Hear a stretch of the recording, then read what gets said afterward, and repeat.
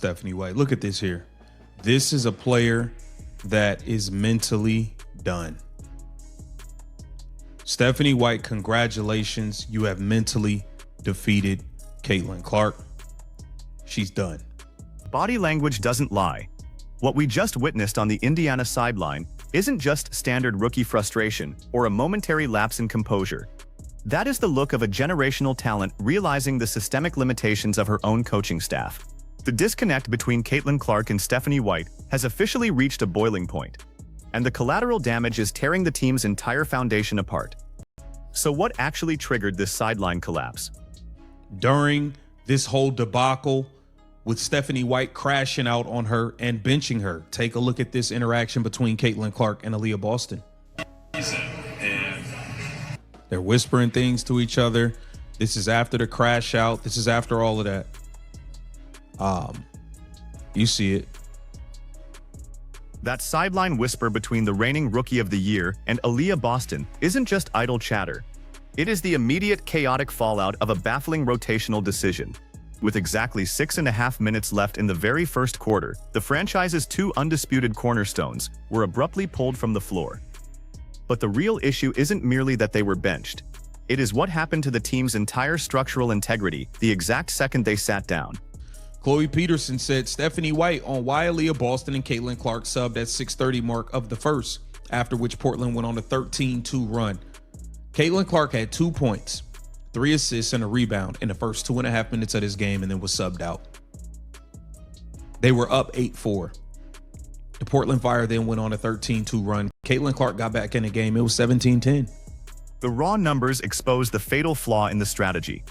Indiana was leading 8-4. Controlling the tempo, and establishing the precise offensive rhythm they had spent the entire training camp trying to build. The instant that substitution was made, the Portland Fire capitalized with a brutal 13-2 run. By the time Clark was finally permitted back onto the hardwood, the deficit had ballooned to 17-10, and the psychological momentum had permanently shifted to the visitors. The entire game state completely collapsed in less than 3 minutes of game time. This was Stephanie White's answer. Well, AB is still in a minutes restriction, so that's why she's coming out. And that's typically around the same time that we've taken Caitlin out before. We didn't in Golden State because, quite honestly, we didn't want Raven in that environment without another ball handler on the floor, but that's been our typical substitution pattern. That justification fundamentally misreads the room and the realities of professional basketball. Sticking to a rigid, predetermined substitution script, regardless of game flow or momentum, is the hallmark of a coach managing a spreadsheet, not a high-stakes competitive environment. When you have the most high-profile athlete in the sport finding her rhythm early in the first quarter, you do not pull her simply because a stopwatch hit a specific numerical threshold. Compare this approach to how the Dallas Wings cater to their emerging stars, or how New York manages its elite rotation. The rigid adherence to this system is creating a toxic friction that threatens to derail the entire season. Man, Caitlin Clark needs to get as far away from this organization as possible. She needs it needs to be a fire sale.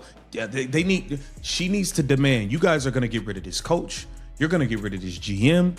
You're going to get rid of the basketball president of operations, Kelly Crosskoff. You're going to get rid of Kelsey Mitchell. You going to clean house for me, or I'm not signing an epic deal. The implications of this fundamental rift extend far beyond a single blown lead against Portland, or a frustrating first quarter. We are looking at a profound crisis of organizational alignment that directly threatens the Indiana Fever's entire financial, cultural, and competitive future. Think about the leverage dynamics currently at play in the WNBA. The league is entering unprecedented territory with the upcoming collective bargaining agreement negotiations and massive influxes of television revenue. Franchise valuations are entirely tethered to marketability and cultural relevance, and there is no asset more valuable in the basketball ecosystem right now than number 22. Yet, the front office triad of Kelly Crosskoff, Amber Cox, and Stephanie White seems entirely disconnected from this modern reality.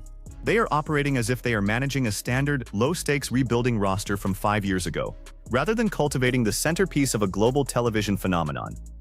The historical precedent for this kind of disconnect usually ends in one of two ways. Either ownership immediately intervenes and cleans house to protect their most valuable investment, or the star player forces their way out.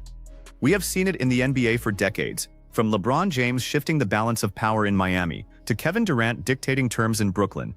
The player empowerment era has officially arrived in the WNBA, and Indiana's management looks utterly unprepared to navigate it.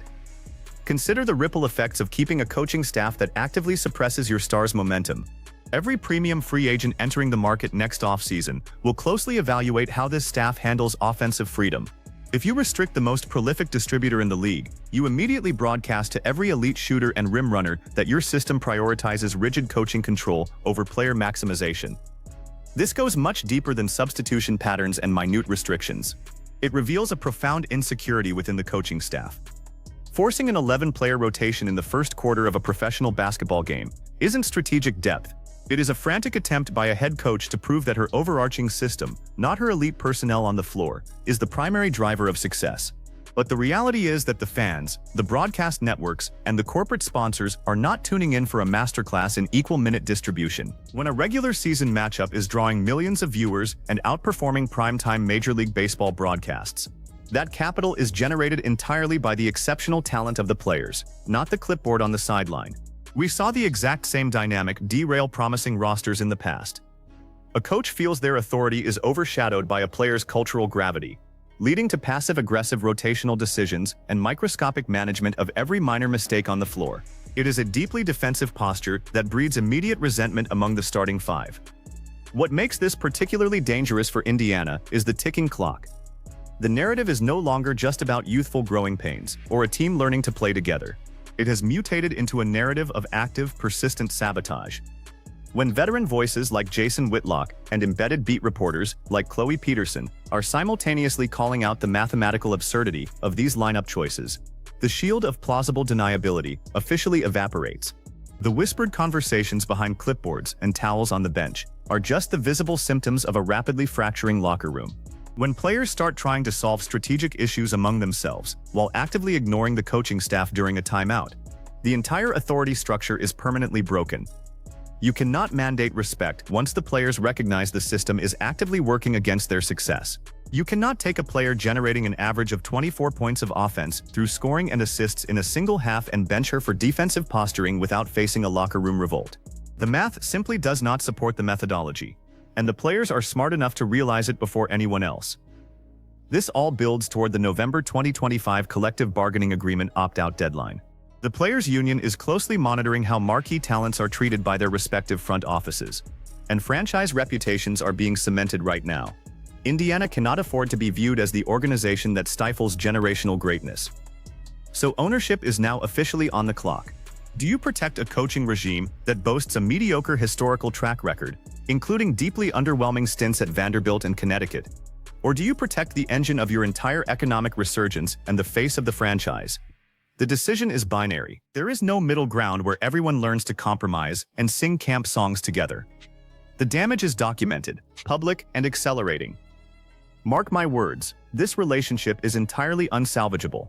If the Fever attempt to run this back next season with the exact same leadership structure, they risk alienating the single most important player in franchise history before she even hits her physical prime. So who do you think ownership will ultimately choose to pack their bags? Let me know your verdict in the comments.